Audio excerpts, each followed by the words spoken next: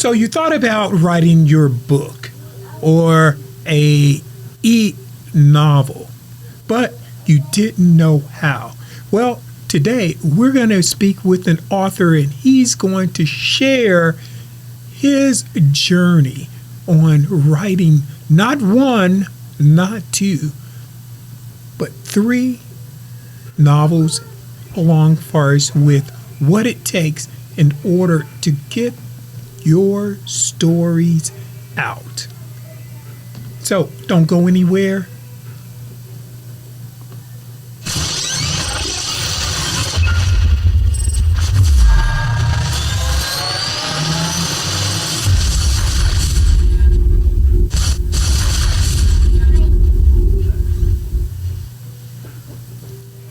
And today we have with us an author that's recognized globally.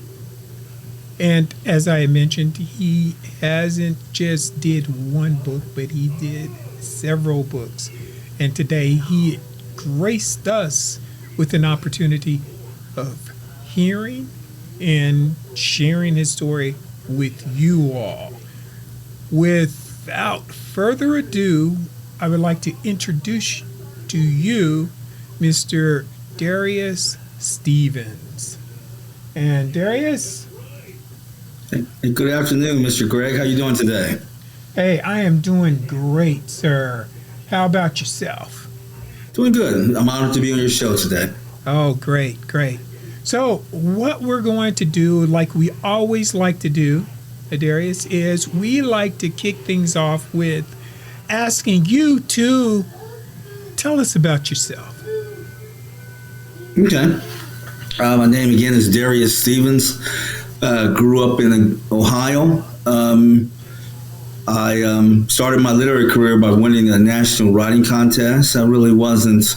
Writing has been something I've only gotten into the later years of my life.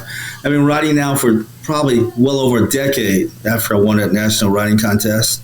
And basically, I'm a man that just believes in hard work.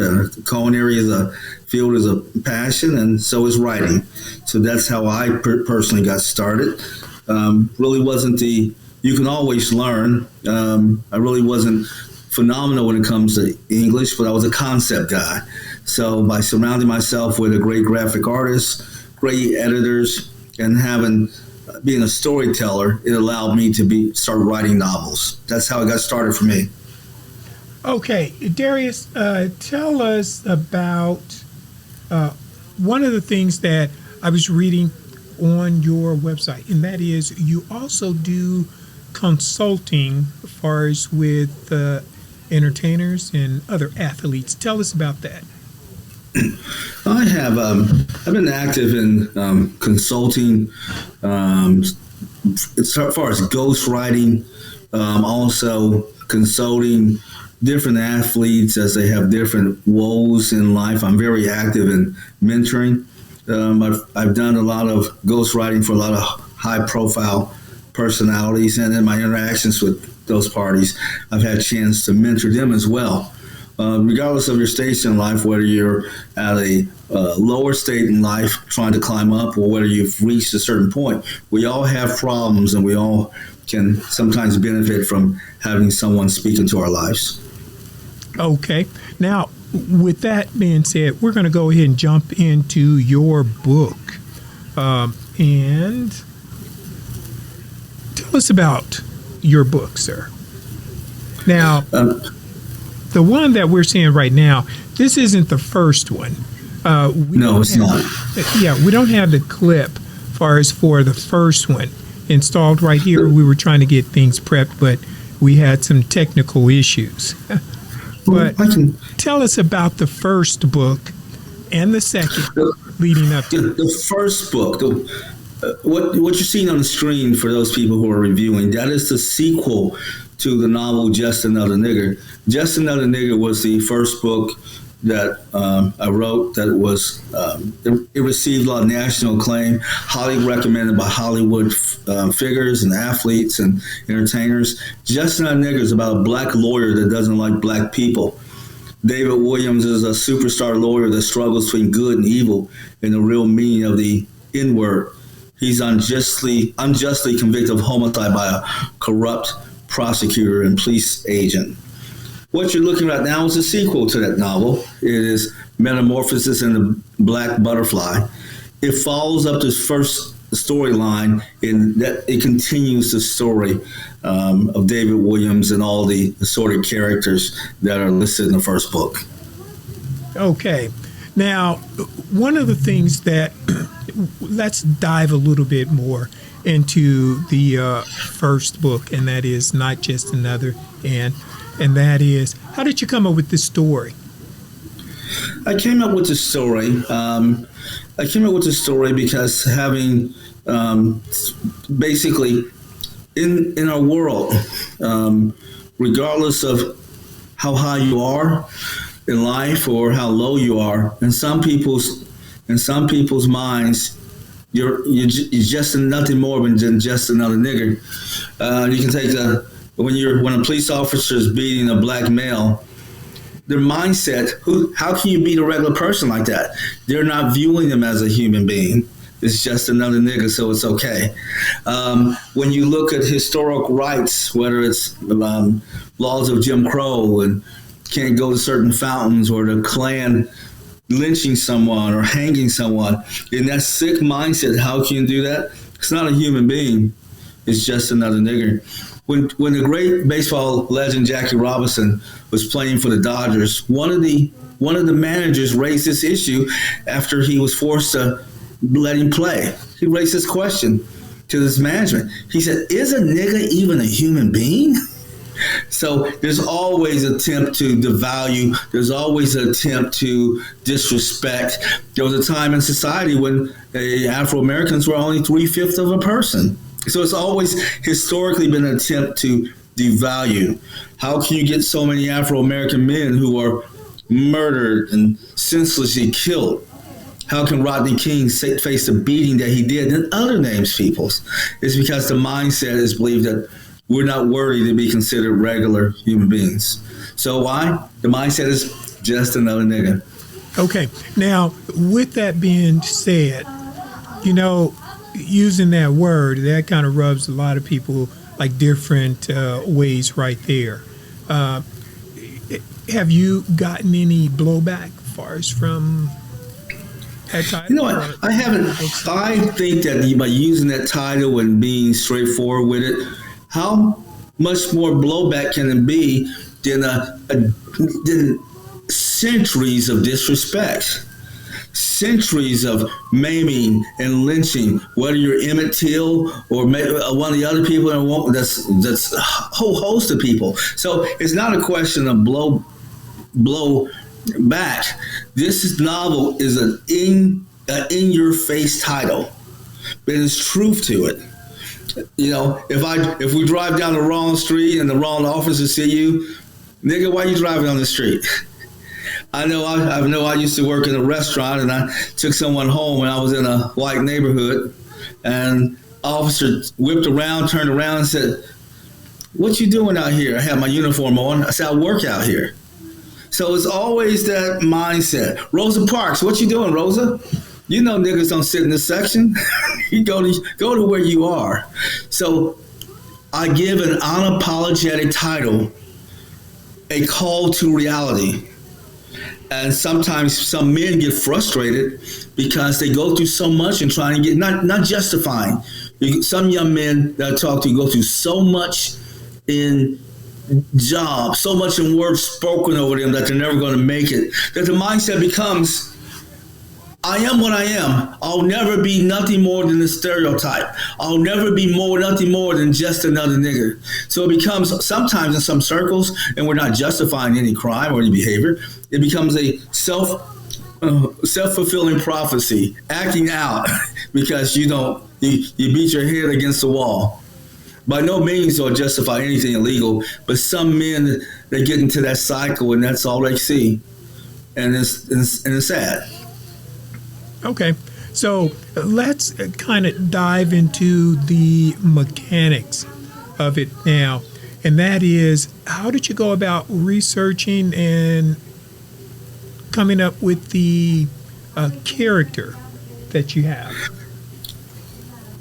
Well, I came up with a fictional character, David Williams. Research is something that's always been a part of our lives, and looking at the historic nature of the evaluation of Afro Americans and even other races. So it's the record speaks for itself. All you can do is open a history book. You even go back to the time when we were 3/5 of a person. This is something that was the research looking back in history, but it's something that you don't have to study. You live it. You live it when the disappropriate treatment of Afro Americans compared to other races. You deal with it, and that most of the people of a darker skin hue have less wealth than those who are of a lighter skin or white skin. So these are things that don't really require a great analysis or history. It's before your face. Why is it that people who use cocaine got lesser penalties in the criminal system than those who did the drug that was often affixed to Afro Americans, which was crack at the time? So these are things that are quite frankly self-evident. You look at how a white person might find ease going through the criminal justice system, but a black person might go through drama, get crazy sentences often. So these are things that often really don't require great analysis. It just requires you to be a student of life and study life and the circumstances and look at the events that are so prevalent in every facet of life. Voting, housing, criminal aspects of law, and even other variables. Healthcare. So it keeps going on and on. Okay. So did you model your central character after anyone particular, or? I didn't model David Williams off. He's a fictional character who is probably a composite of everything that you see in life. He does go through things in life, but he's a black man that doesn't really like black people. So that's something that you see in society. There's a lot of black people that don't even like black people. They won't even go to certain physicians that are Afro-American or go to certain dentists, or they just won't. They won't patronize their own. In some corners, I think there's great people of all races, but for the person that has that issue with their own race, they believe that the white man's ice is colder. And if you got your thermometer out, it's really the same temperature. So that's where that particularly come from. I know some people that just don't like certain aspects. They're black and they like certain aspects of black culture. I know a lot of females that don't like certain aspects, but I know there's tons of people that love black culture. There's the great oxymoron. There's lots of people who don't like black culture, but the cosmetic industry of injections in the buttocks and in the lips, trying to mimic black features that some people, Europeans or Anglo-Saxons, go and do. You hate blacks, but you're trying to look like them. Or the sun tanning, the tanning beds. You don't like our dark skin, but you're spending tons of money in beds all across the U.S. because you don't like your fair skin. I think there's beauty, and I'm proud to be a black man. I think there's beauty in all races. There's beauty if you're white and listen to this. There's beauty in your race. If you're Mexicano, there's beauty in that. Bonita, there's beauty in that. If you're Oriental, there's beauty in all races. We are crayons. We have the same structure and the same function. We just have different colors. That's all. We need to embrace all. No, it's very well put right there.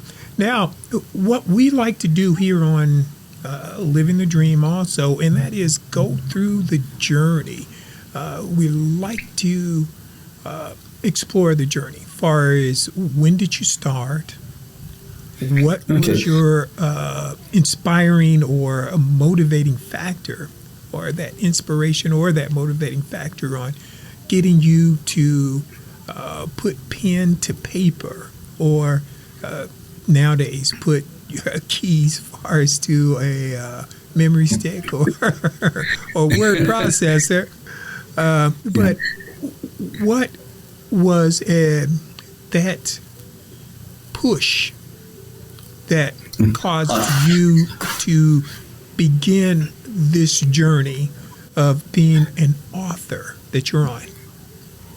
I was always blessed to be creative and naturally like stories, and always, even in my play. You know, we come from an era where we had G.I. Joes, and you had to create your own storylines. You didn't have all these fancy games. And so I came from an era where that helped spark imagination and creativity.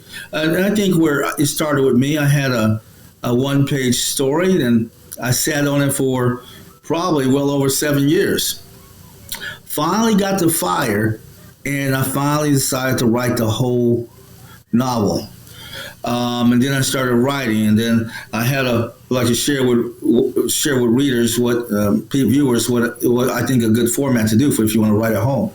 I ultimately won a national writing contest on that piece, and everybody was shocked I was one, and that opened up doors for me to be on the Jordan Rich Show, CBS. It opened up doors for me to go to New York and LA and Australia, and I really hadn't been out of the three-state region of Ohio, Kentucky, and Indy before this, and then it just opened up a whole new door. What I'd like to tell readers, people that aspire to write, to do is that journal, blog. Don't be afraid of small beginnings. I strongly recommend outlines. I think of outlines as creativity within the boundaries.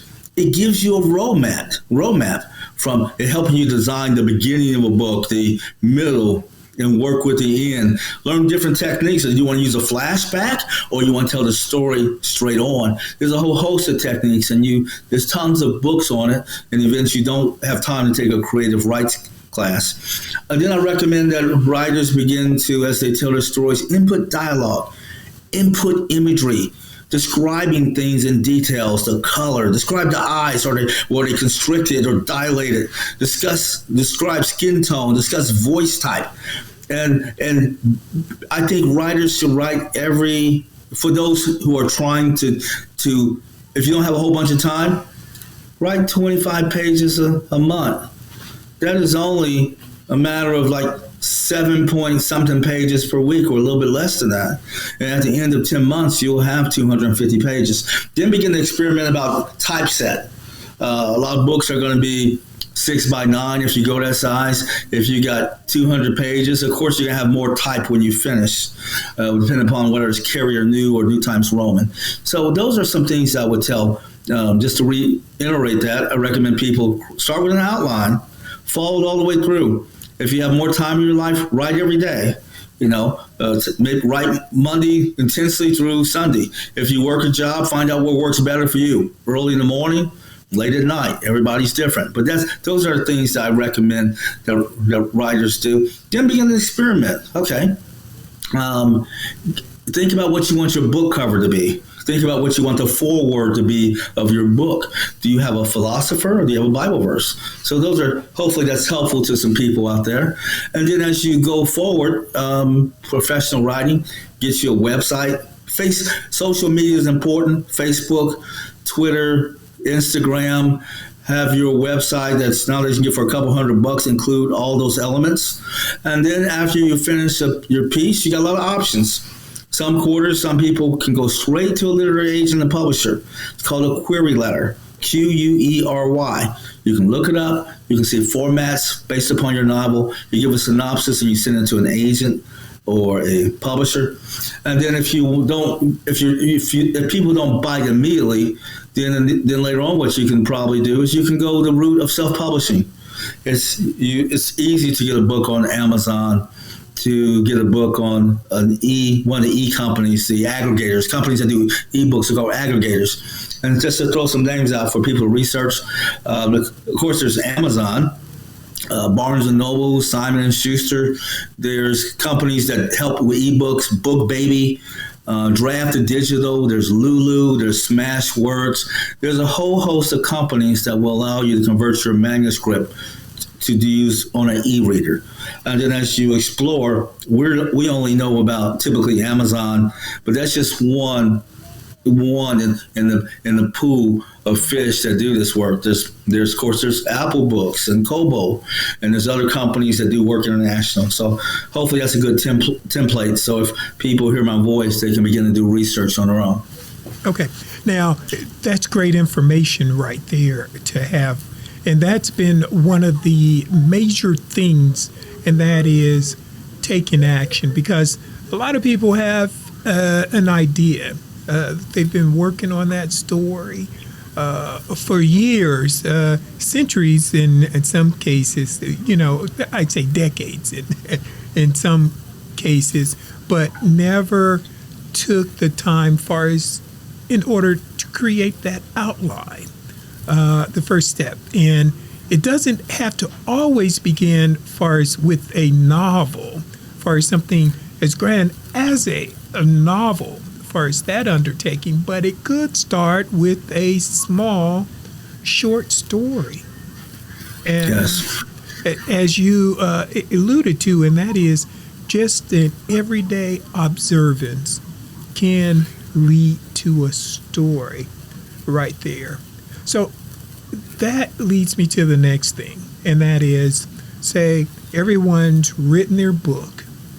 They've found a platform far as in order to place it on or looking to market it. And at the same time, it has to, the whole idea is to get compensated far as for your efforts right there. How or what would you tell the author or that writer about managing their expectations when their book may not make that bestsellers list right there? I think patience is the key. I mean, John Grisham, for instance, a known bestseller author, he had an agent by the name of Jay Guerin who peddled his book for years. And it was years later when he became discovered. I think that there's a lot of people who start off self-published and they become successful and well off. And then also, too, for those people, as you wait for your book to take off, I believe it's important not to sit on your laurels. If you have another source of income, by all means, keep working. Don't be afraid to explore other derivatives in the writing field that may not be as popular, but do compensate. Ghostwriting, great field if you Google it. Ghostwriters can make an enormous amount of income, anywhere from probably $10K to $50K, depending upon your market you're in. Working for your local newspapers, feature columns, and taking on a regular beat. All those things give experience and get your name out there. I think you get out of life what you put into it, and writing is certainly no exception. J.K. Rowling didn't start off hot. She was a welfare mother. So I think that you work hard, and I believe it will pay dividends.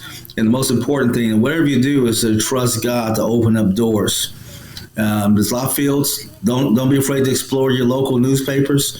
Don't be afraid to explore even television. Keep it open. I think writers too have to also be willing to be a little dynamic and take chances. Do more than just go to a book signing and read your first sample chapters to the public. When you do a book signing, be willing to work a room. Be willing to be dynamic and have drama. I think it's nothing more boring in the world to go hear somebody reading from notes without some passion. People work hard. They work 7 to 3, 8 to 4, and when they come to a book event, they expect you to bring it, and you have to bring it. And that's something that more writers need to do, is learn how to work an audience, still be kind and not arrogant, and be willing to give back. Oh, that is so golden right there, what you just said right there. And that is be willing to give back. And at the same time, it doesn't stop far as once you've completed writing the book and you've got it on the platform. Now you have to work it as well. One of the things that I noticed also when I was reading, going through your website also, and that is that you have some great endorsements. One, for some of our younger people may not know him, but he's a legend, and that is Roger Corman. And many others who have read your book, and they have written some endorsements as far as for it. Tell us about that. I've been really fortunate with some of the more prominent book clubs throughout the world have endorsed my book. A lot of Hollywood professionals have endorsed my book. My PR rep and my agent peddled my book in LA and New York, and I never went to any LA parties and anything, but they knew a lot of the parties and got them to read the book, and they came back with glowing endorsements. So that's how that came about. I'm a big fan of book clubs, and I've been a book selection for the Paris Book Club, New York City Book Club, the Los Angeles Book Readers Club, and those type of endorsements have really been a blessing to me because I have a heart for readers. I love to do podcasts for readers, and I love to get a chance to speak and book events with those people that love books. So I think that's another element. You have to love books and you have to enjoy people. There's some fun aspects of it, of course. I'm going to book events, but it's a lot of quiet hours where on a Friday nights you could be doing something, or early mornings. It's just you and your pad and pencil with your notes and trying to create a story that works. So that's just my view of that, and that's how it came about. And sorry about that glitch, but we also want to make sure this is where you can find some of your books. And that's for those of you who are listening. You may not have saw that right there. Well, of course, if you're listening, you can't see the locations, but we're going to go ahead and say that right there. And that is Darius' books can be found at, go ahead, Darius. Oh, DariusStevens.com. It's available on Amazon, Barnes & Nobles, internationally. If you go to the website, www.DariusStevens.com, there's links that will show you appropriately which country and what bookstores you can get my book in any of the forms, audio, or print. And what we also just put on here, and let's get this in place right here. That's the thing sometimes, and that is we want to make sure that you can continue to follow Darius, and that is by going to looking at his social media, and that's on YouTube. You can see several clips, Facebook, Twitter, and Instagram. Yeah, thank you. All right. So, Darius, tell us what's next.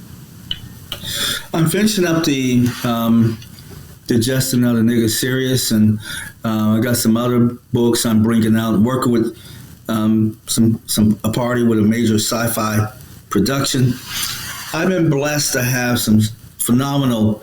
Nobody can make it at any level without helpers. I have phenomenal editor in Danny O'Connor, who Danielle's the best. I have great models for my book trailers. I have Lisa Thack, and I have Cassandra Laus Elias, and I have Ricky Lottrell. I've been blessed. I have a fashion designer that wants to develop a brand. And I'm trying to teach other writers the skill about writing. And I think one of my pet peeves is writers that don't view the art as the importance of entertaining, not only in terms of your print, but getting outside the scale of that. Sometimes you have to take on the persona of your character in order to make a point. I love questions when people ask me about what would David Williams, if he could talk to us, which is a character in Just Another Nigga, say? If David Williams saw some black kids walking on his suburban street, what would David say? David would say, what are those little niggas doing out here? Now, don't get me wrong, he's black, but he's thinking that. He's forgot that he's a black man. And I would tell a person that David Williams, the character that so many people nationally love, is a black man that don't like black people. Money, arrogance, greed, and prestige are the lubricants that move the wheels of his decision-making process. There's different facets of his character, and that's just one facet. So I think that a person, an author, needs to be able to get involved in the drama of it, be able to act some of this out. It will help you in your writing, and will make it that much more exciting to your audience. Oh. Get involved in some spoken word contests. Dare to get outside your comfort box. I have a piece that I won't go into at length, but I will just tell you one part. It's a thriller, and it's coming out soon. And one of the forewords is talking about soul ties, and it says that if a soul can't cleave, that soul will clean. And if that soul can't clean, it will resist you and become your enemy. You have to get outside the box. Just don't read notes. If you say, how do you exceed your expectations? By doing more, wanting more, being the best. But more importantly, trust God. Oh, that is so true. That is so true. Well, with that right there, we want to thank you very much, Darius, for taking the time and sharing with those golden nuggets with us here on Living the Dream. We look forward to seeing more of your material and wish you continued success, sir. And with that, we're going to go ahead and let's see here. And that's going to wrap it up for us on this episode. But the algorithm is saying, hey, this is another interesting video that you want to check out.